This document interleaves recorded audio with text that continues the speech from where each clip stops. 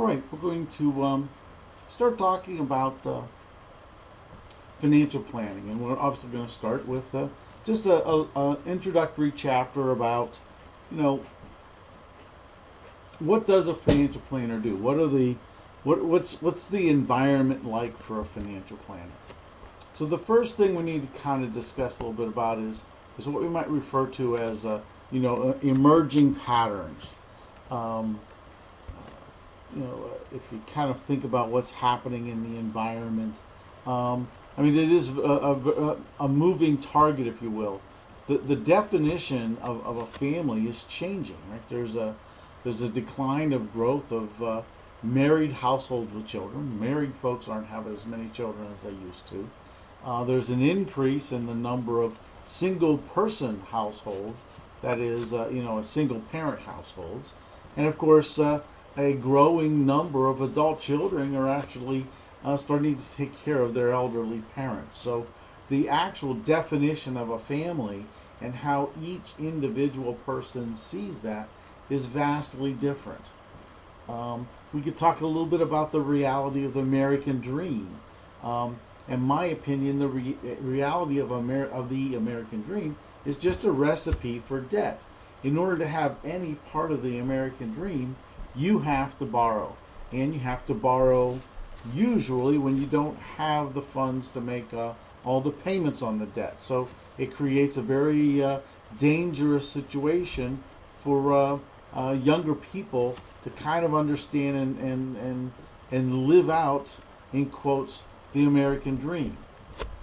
What about retirement? Social Security certainly is not keeping pace with inflation. And I think you'd be hard-pressed to find anybody who thinks that the Social Security system is going to last forever. So couple that with the idea that inflation is always around, and people are living longer, it puts a lot of pressure on what a person ultimately perceives as being their life in their golden years.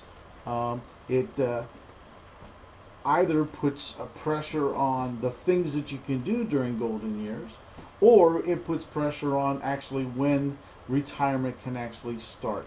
So, in summary, I think we have to start taking a little bit better care of ourselves. Individuals have to be willing to accept responsibility for their own financial well-being. The government's not going to be there. Most of us are probably not going to want to or can count on our children to take care of us. So we're the only people that are left in that circle of folks that cares about ourselves. Professional financial planners can obviously serve a purpose in helping people understand how they can save for their future. The actual financial planning, the definition of that, really talks about a process where you determine, first of all, what the goals are, but also can you meet those goals, right? So it's really there's a couple of steps here. Number one is, what are those goals? And number two, let's figure out if you can actually meet those goals. And hopefully we want to do that by using proper techniques, being not necessarily ultra conservative, but being conservative, being good stewards of our income and our lifestyle, so that we can ultimately have those goals in life that we want. The process itself is essentially 6 steps. In some respects, some people are these will be very short steps, and for other folks, these can be very long and very involved, right? And we have to talk about relationships. We'll talk about that throughout the rest of this chapter and through the next couple. We have to figure out, what is it that the client wants? What is it that the planner? We've got to put those things together. We have to gather data. We have to analyze that data. We have to develop recommendations or alternatives. We have to figure out how we're going to implement that. And then, quite frankly, once we get a plan going, we have to monitor those recommendations.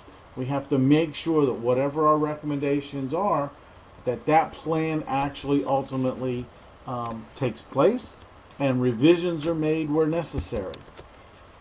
The key areas that we're going to discuss throughout this course, we're going to talk about risk management and insurance. We'll talk about cash management and debt, educational planning, investment planning, income tax planning, retirement planning, and estate planning. And towards the end, hopefully if we can get a chance to get there, we'll also talk about some special circumstances. How do you deal with single family homes? How do you deal with the plans that involve caring for special needs children, or caring for adult parents, right? So we're going to try to cover as many of those things as we possibly can. I guess the next question is, and I'm not sure why we're not seeing this up here, but there is a science and art piece to financial planning. The science piece is really the technical side. It involves the competence of the planner. It talks about their practical knowledge, their experience. On the art side, though, we're just talking about the softer side. We're talking about building a relationship and maintaining that relationship. We're going to talk about communication skills, because if you can't communicate well, or if there is a blockage in communication, the best laid plans probably are not going to be fruitful for the client. So what are the common denominators of an emerging client? They obviously have some concerns, right? And these actually come right from your text. They talk about, a fear of running out of money. I mean, people are concerned about living too long, right? They don't have enough money to live out their life. So what are they going to do in the end when they have no money left? And obviously they're still here. We have some folks obviously are afraid of dying too young. What will happen to their families if they should pass away soon? We talked about being disabled, especially important for entrepreneurs. What happens to a sole proprietor if they become terribly ill and they can't work for a month or two? What happens to their financial standing? And these other three things, again, one of the things you'll notice in the red print things are typically my additional aspects or different thoughts on things, but we've already talked about these. Caregivers, people are caregivers for their parents now. People in general have very poor financial education. Even those people that you think are good money managers, typically, they're good at managing the money of a company, but they probably have a very poor understanding of how personal finance works. And of course, we have excessive debt in our economy, which obviously stifles any kind of opportunities we have to grow and save. If you think about the life cycle of a person, right? I mean, you have a stage in your life where you have an opportunity to accumulate things, right?